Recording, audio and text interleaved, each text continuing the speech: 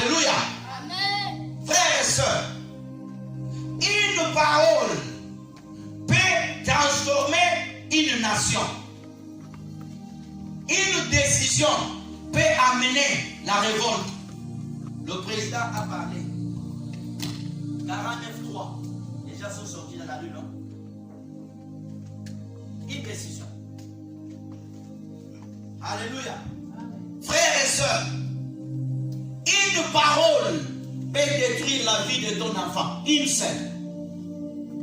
Une seule. Il y a des personnes aujourd'hui qui sont détruites simplement par une parole. Mais il y a des personnes qui sont bénies aujourd'hui par une seule parole. Je vais te donner mon témoignage. Mon défunt père, avant que je vienne en Europe, m'a dit: mon fils, mets-toi à genoux. Il a prié, il a dit une parole.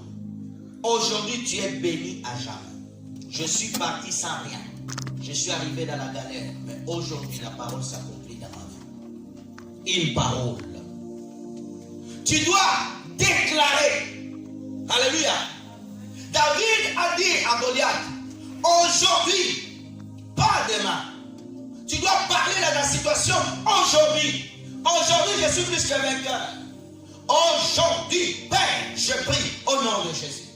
Jésus-Christ, devant la tombe de Lazare, il a dit: Père, il avait prié à l'instant même. Le mort était sorti. Alléluia. Tu dois confesser et déclarer dans ta bouche que Dieu efface avec le crayon de Dieu toutes les déclarations négatives que tu as dites sur ta vie. Alléluia. Des fois, tu es en train de dire dans tes pensées: je vais finir comme ça. Tu ne finiras pas comme ça. Alléluia. Hier, tu as eu l'échec. Aujourd'hui, ce n'est pas l'échec au nom de Jésus. Alléluia. Hier, tu étais limité. Aujourd'hui, tu ne seras pas limité. Hier, tu étais fatigué. Aujourd'hui, tu dis: au nom de Jésus, le courage de Christ est à moi. Et tu continues à marcher. Aujourd'hui, tu confesses la foi.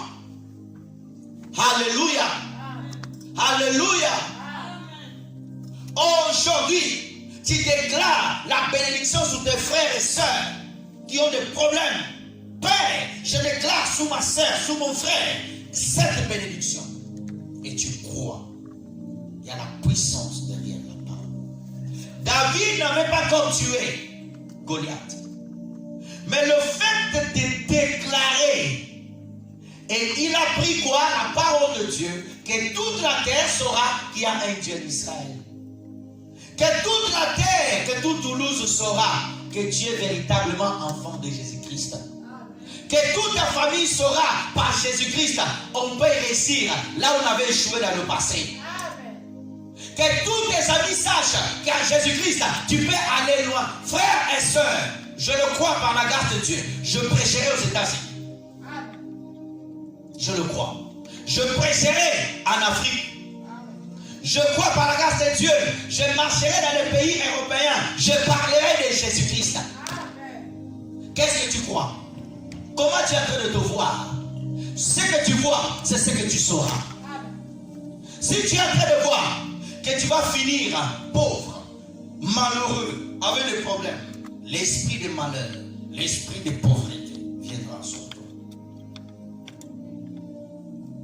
Un grand serviteur de Dieu au Nigeria, un jour il fait un rêve. Il se voit dans un cercueil. Dans le songe, il parle la promesse de Dieu. Il dit: tu vivras. Il dit au nom de Jésus: je ne peux pas être dans un cercueil. Il se levait. Il a déclaré. Aujourd'hui, il est toujours vivant. Tu as un mauvais rêve, un petit esprit veut jouer avec toi. Et toi aussi, tu ne peux pas mourir par la main des sorciers. Alléluia. Tu ne peux pas. Tu es plus que vainqueur par Jésus-Christ. C'est pour cela que tu dois marcher dans la sainteté. Marcher dans la crainte de Dieu. Tu dois servir Dieu. S'aimer la graine du service divin, afin que toute ta descendance, elle puisse avoir la même graine que toi. Hey! Alléluia! Quand tu sèmes dans le royaume de Dieu, Abraham a semé la dîme. Lévi a continué jusqu'à aujourd'hui. Après moi, il y aura toujours des serviteurs de Christ dans ma lignée. Toujours. Les prières que tu fais aujourd'hui pour tes enfants, tu fais une alliance avec Dieu. Si tu restes fidèle jusqu'à toute ta vie, Dieu va continuer cette alliance. C'est pour cela que tu vois les sorciers, les charlatans. Quand il est sorcier, il y aura toujours un de ses enfants qui va être sorcier. Parce que souvent, il sacrifie toute la famille. Les gens qui vont prendre de l'argent pour être riches, ils sacrifient une personne. Et le même esprit qui va travailler avec lui va venir travailler avec les gens. Le Dieu qui a travaillé avec Abraham, il a travaillé avec Isaac, Israël, Joseph, Jésus-Christ. Il continue à travailler. Frères et sœurs, aie l'habitude de déclarer la parole de Dieu. Il y a des jours où ton corps est fatigué. Jésus-Christ dit, la chair est faible, mais l'esprit est fort. L'esprit devient fort par la parole de Jésus. L'homme ne vivra pas simplement du pain, mais de toute parole. Quand tu te nourris de la parole de Dieu, ma soeur, de la parole de Jésus, ton esprit sera fort. Tu es fatigué du travail, mais ton esprit est en train de prier. Hier, j'ai tellement travaillé à la maison. Je me disais, oh Dieu, comment je vais venir prêcher? Quand j'ai monté ici, l'option apparaît. Frères et sœurs, commence à déclarer. Tout à l'heure, on va faire des prières de déclaration. Je veux que tu déclares la parole de Dieu sur ta vie. Le temps court. Troisième élément est fin. Prendre possession. Je veux que tu répètes cela. Dis, prendre possession. Prendre possession de ma promesse en Christ. Prendre ma promesse. Prendre ma promesse. Josué chapitre 18, verset 3. On s'arrête là. Josué 18. Josué chapitre 18, verset 3. Josué dit aux enfants d'Israël, jusqu'à quand négligerez-vous de prendre possession du pays que l'Éternel, le Dieu de vos pères, vous a donné?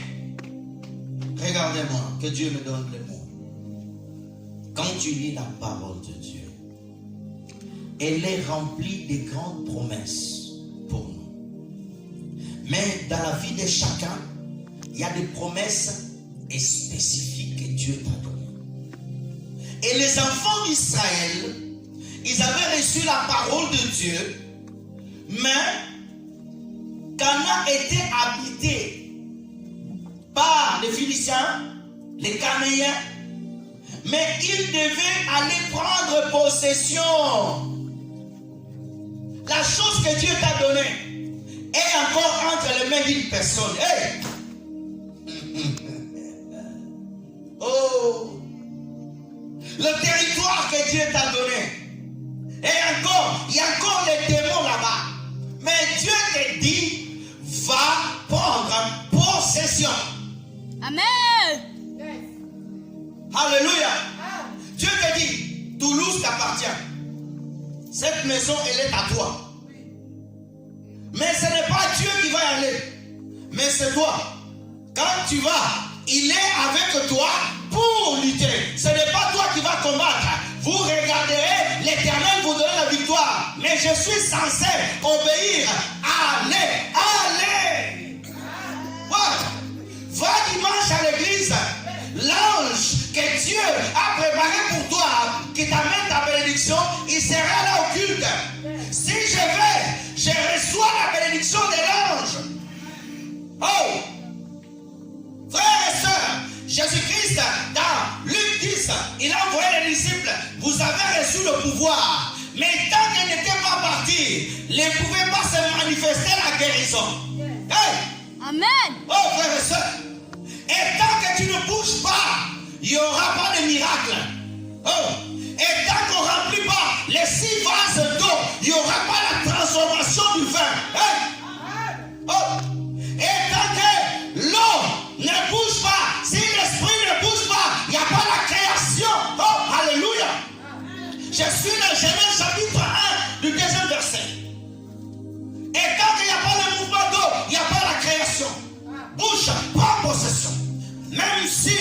des obstacles, tu vas. Mais tu ne vas pas seul, tu vas avec le roi des rois, tu vas avec le Saint-Esprit, tu vas avec Jésus. Un serviteur de Dieu au Nigeria, l'apôtre Joseph Papa Valola, il va dans une montagne, les chefs de village, il offre un coin. Là-bas, tous les gens mouraient là-bas. Le chef de village, il savait qu'il allait mourir. Il dit, papa, merci. Il prend des intercesseurs. Ils arrivent dans la forêt, oh frères et sœurs. Il se met à genoux, il commence à adorer. Il va pour prendre possession. Il commence à entendre le bruit des gens marcher dans la forêt.